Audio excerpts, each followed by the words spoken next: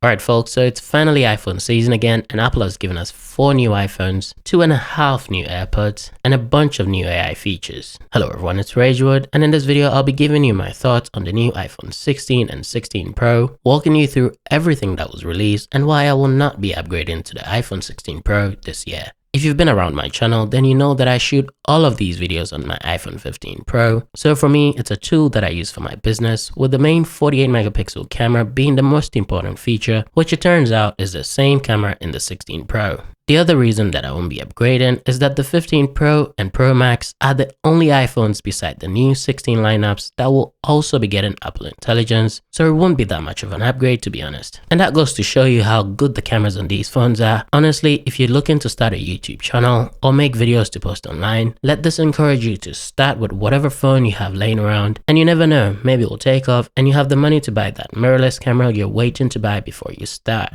Alright, starting with the iPhone 16 and 16 Plus, they now come in 5 new colors, and I have to say the teal looks really nice. And there are about 3 main physical changes this year. You'll be happy to know that for the first time in 2 years, they didn't put a previous generation Pro iPhone's chip in the regular iPhones, so they went from the A16 to the A18 chip. And that was mostly because with the introduction of Apple Intelligence, these iPhones would need more processing power than ever. The cameras also went back to how they looked on the iPhone 11 and 12, so they're now in line, making it easier to take spatial videos to view on the Vision Pro.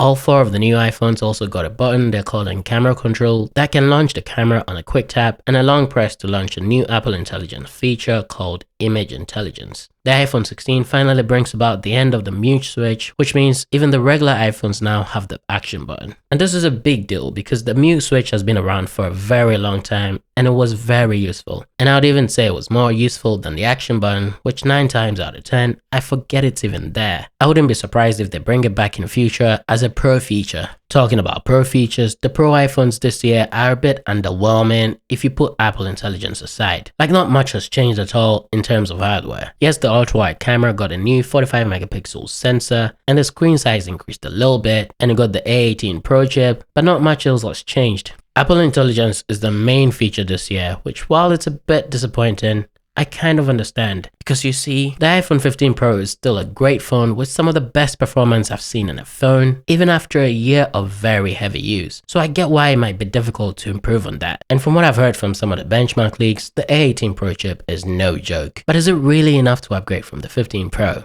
I personally don't think so. The Pro iPhones also got the ability to shoot in 4K 120 frames per second, and it's even better when you think of the fact that you can choose to slow it down in the Photos app or slow it down in post, and that's a great addition, to be fair. Another feature I was very happy to see was spatial audio capture for video recordings with a feature called Audio Mix. Just take a listen. No, it's your grandma's bundt cake. No, it's your grandma's bundt cake. No, it's your grandma's bundt cake. MagSafe also got updated to Qi 2, and they introduced a new MagSafe charger and a few MagSafe cases. What Apple didn't mention in their keynote is that MagSafe now supports 25 watts charging with a 30 watt adapter and above, which is even faster than USB-C charging with the charging brick they used to provide in the box, which only charges at 20 watts. Apple Intelligence though is just about the key feature Apple talked about in their recent event. Siri is set to go from being the least useful smart voice assistant I've used to one of the most advanced, powered by Apple Intelligence and ChatGPT.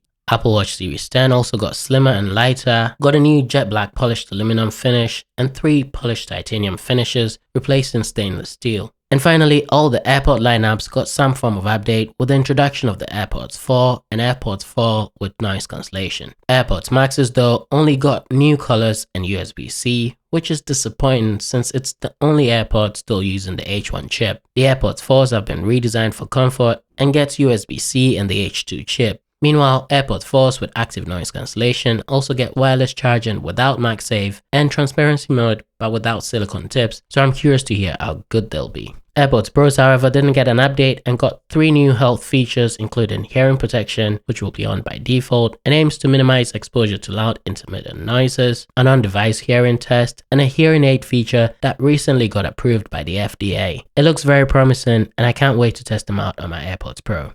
Alright, so I guess the final question is it worth upgrading to the new iPhones? Well, for me, even though I use my iPhone for most of the videos on my channel, the main features I rely on like ProRes log and the main 48 megapixel camera haven't changed, so it doesn't sound like it's worth it for me. And if you have the iPhone 15 Pro or Pro Max, there's really no need to upgrade unless you really want to or have the money for it. But if you're coming from any other older iPhone and think the new AI features will be useful for you or feel like you're due an upgrade, I don't think you'll regret it. In fact, the performance boost and the Siri updates alone make them kind of worth it.